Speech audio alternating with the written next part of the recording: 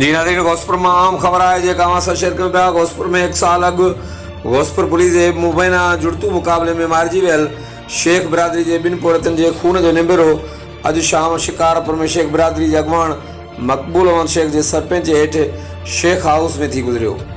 निबेरे दौरान इल्ज़ाम हेठि आयल अॻूणे एसएच घोसपुर अहमद नवाज़ जखराणी, वॾे मुंशी अब्दुल्ला चनो, नंढे मुंशी बख्त अली सूमरो, पीसी ज़िया जखराणी, अब्दुल रशीद जखराणी ऐं फयाज़ जखराणी ते मुबैना खूननि जो ॾोह साबित थियण ते मथनि मजमूई तौरु 1.5 करोड़ ॾंड रखियो वियो। धुरनि ॾंड जी रक़म मां 3 लख रुपया फिरियादी धुर खे मौक़े ते अदा कया ऐं बक़ाया ॾंड जी रक़म 3 क़िस्तनि में अदा कई वेंदी। निबेरे बाद धुरियूं खीर खंड थी वियूं।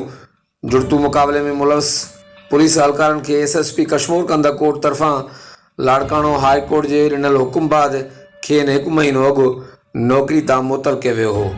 वाज़ रहे 1 साल अॻु घोसपुर पुलिस ॿिन्ही पोरतनि खे मोटरसाइकिल ऐं मोबाइल फ़ोन जे चोरी इल्ज़ाम हेठि गिरफ़्तार कयो हो ऐं रिश्वत न ॾियण ते खेनि मुबैना मुक़ाबिलो ॼाणाए फुलफिराई करे छॾियो हो। जंहिं बाद वारसनि सख़्तु एहतिजाज करे लाड़काणे जी हाई कोर्ट में पुलिस ख़िलाफ़ केस दाख़िल करे इंक्वायरी कराई हुई, जंहिंजी रिपोर्ट में मुक़ाबिलो जुड़तू निकितो।